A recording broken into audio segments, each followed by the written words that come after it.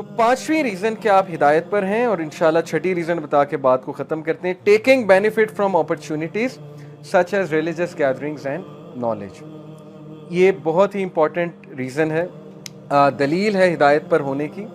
और इसकी दलील की जो है वो वर्ड्स क्या है, इन्नहुम फित्यतुन आमनु बिरब्बिहिम वज़िदनाहुम हुदा। किसके बारे में कहा? अस्हाबे कहफ, यानी यू पीपल। इन्नहुम फित्यतुन, फित्या होते हैं यूथ।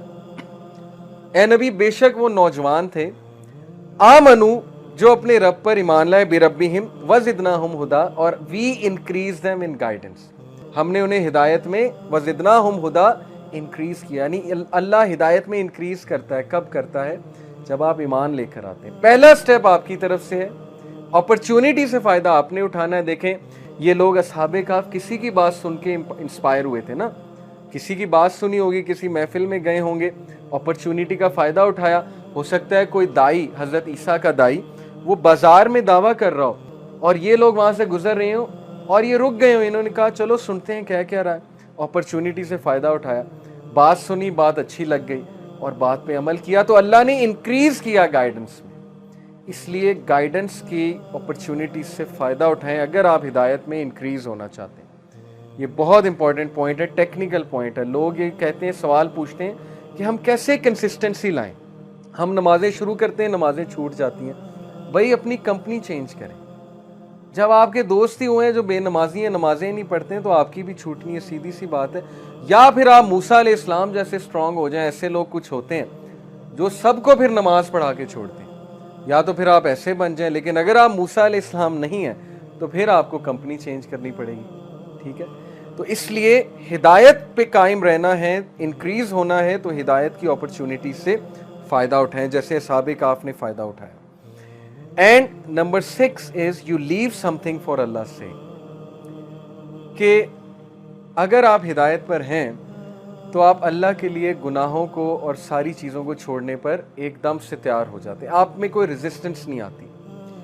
उसकी दलील देखें, अन अबी कतादा अन नबी सल्लल्लाहु अलैहि वसल्लम क़ाल, अबी कतादा रज़ियल्लाहु अन्हु से रिवायत है कि नबी सल्लल्लाहु अलैहि वसल्लम फरमाया, इन्नका लन तदअ शय्यन लिल्लाहि अज़्ज़ा व जल्ला इल्ला बद्दलकल्लाहु बिही मा हुवा खैरुन लका मिन्हु। There is no person who leaves something for the sake of Allah, but Allah replaces it with something better. ये प्रॉमिस है, आम बात नहीं है, प्रॉमिस है। और प्रॉमिस किसका है? नबी का। आम आदमी का प्रॉमिस नहीं, मेरा या आपका प्रॉमिस नहीं है। नबी का प्रॉमिस है कि कोई इंसानों में ऐसा नहीं है जो अल्लाह के लिए कोई हराम काम छोड़ेगा और अल्लाह उस चीज़ को बेहतर से रिप्लेस नहीं करेगा, या उसे कोई नुकसान हो गया और वो सब्र करेगा अल्लाह के लिए और अल्लाह उसके सब्र के नतीजे में बेहतर चीज़ उसे अता करेगी। कितने वाक़यात हैं। हज़रत उस्मान गनी की स्टोरी, हिजरा की, एबिसीनिया गए। हज़रत उस्मान गनी, पता आपको कितनी इनहेरिटेंस मिली थी उन्हें? एक रफ आइडिया चलें, आपका एक क्विज़ लेते हैं। हज़रत उस्मान गनी को कितनी विरासत मिली होगी अपने वालिद से? दिरहम्स में बताएं, अंदाज़ा कितने दिरहम्स मिले होंगे? करोड़, लाख, कितने? 30 लाख, 40 लाख, 50 लाख। 3 करोड़ दिरहम ये उनकी इनहेरिटेंस थी। 30 मिलियन दिरहम उनको इनहेरिटेंस मिली थी हज़रत उस्मान गनी को। और जब वो एबिसीनिया गए हिजरत करने, तो आपका क्या ख्याल है? वो बिजनेस रन करने गए थे। इमेजिन करें, एक बंदा अपनी फैक्ट्रियां छोड़कर, तिजारत छोड़कर हिजरत करके हबशा चला जाता है, तो पीछे से बिजनेस चल रहा है कि बंद हो गया? क्या ख्याल है? हालात ही ऐसे बंद हो गया। अभी सीधी सी बात है, ना बिजनेस चल रहा है, तो उनको तो फिक्र ये होनी चाहिए मेरा बिजनेस बंद हो गया है, मेरा बिजनेस नहीं चल रहा है, मैंने पैसा इन्वेस्ट किया हुआ था।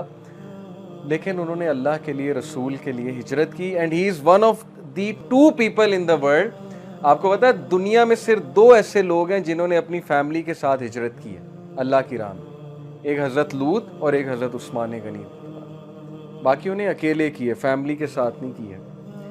तो he is one of the few. और हज़रत उस्मान गनी के बारे में आता है कि उनकी मॉडेस्टी आप चेक करें। चूँकि अब बात उनकी चल गई तो मैं आपको उनकी मॉडेस्टी के बारे में बताता हूँ। इतने हया वाले थे, इतनी हया करते थे कि एक बच्चे को मस्जिद में देखा और दिल किया कि मैं इसको कुछ पैसे दूँ, लेकिन हया इतनी थी कि सबके सामने नहीं देनी। एक तो ये हया, दूसरी ये कि बच्चे की इज्जत नफ्स ना हर्ट हो जाए कि मैं इसके हाथ में पकड़ा रहा हूँ सबके सामने।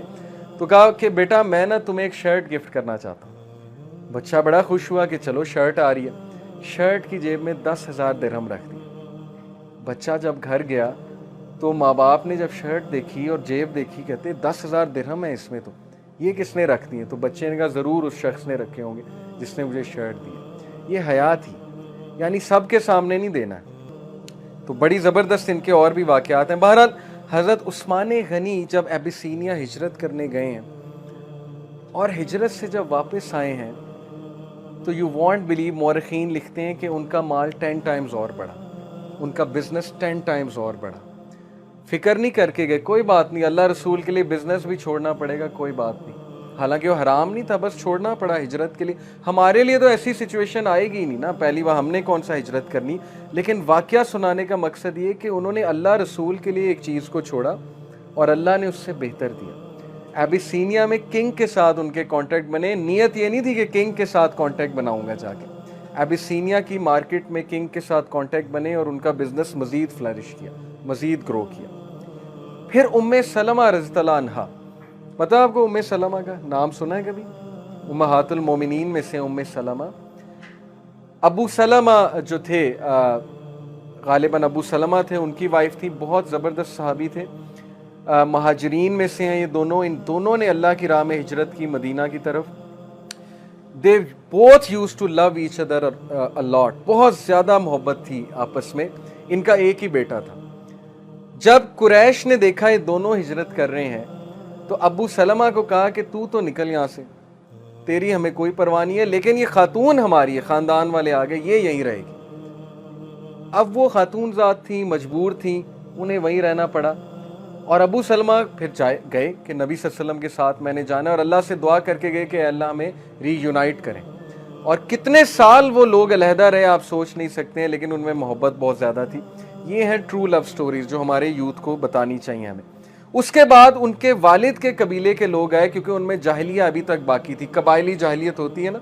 वो लड़ने आ गए कि ये बेटा हमारा है, ये तुम्हारा नहीं है। औरत के पास बेटा था, उन्होंने कहा ये बेटा हमें दो, हमें इसका बाप नहीं चाहिए, वो तो मुसलमान हो गया चला गया, लेकिन ये बच्चा हमारा है, बच्चा हमें दो।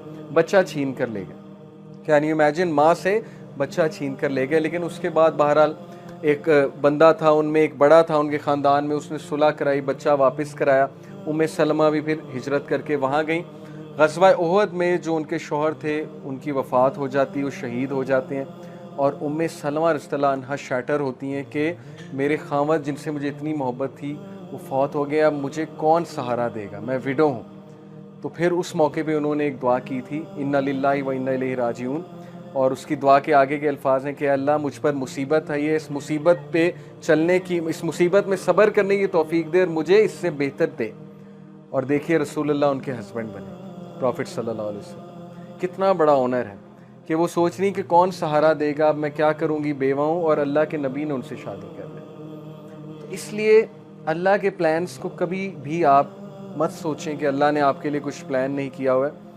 जब भी इंसान अल्लाह के लिए कुछ छोड़ता है, अल्लाह उससे बेहतर देता ही देता है उसे। इसलिए अल्लाह के लिए हराम को छोड़ दो, हराम से बाज आ जाओ, लेकिन अल्लाह से दुआ करो, अगर अल्लाह ने यही किस्मत में लिखा है हो जाएगा, नहीं लिखा तो कोई और बहुत बेहतर लिखा है। तो इसलिए ये आखिरी बात थी। इंशाल्लाह अल्लाह ताला जो भी हमने डिस्कस किया उस पर अमल की तौफीक अता फरमाए। ये 6 साइंस मैंने आपको बताया हिदायत पर होने के, इनको रिवाइज़ कीजिएगा और देखिएगा कि ये आप पर पूरे उतरते हैं कि नहीं उतरते। अगर नहीं उतरते तो एफ़र्ट करें, परेशान होने की बात नहीं है। ये भी एक हिदायत का साइन है कि हम सब यहाँ बैठे हुए हैं और हम इस पे बात करें, ये इटसेल्फ एक साइन है। तो अल्लाह का शुक्र अदा करें और इस्तकामत की दुआ करें। इंशाल्लाह नाउ वी एंड अप। सुब्हानकल्लाहुम्मा व बिहम्दिका अशहदु अल्ला इलाहा इल्ला अंता अस्तगफिरुका व अतूबु इलैक। वस्सलामु अलैकुम व रहमतुल्लाहि व बरकातुहू।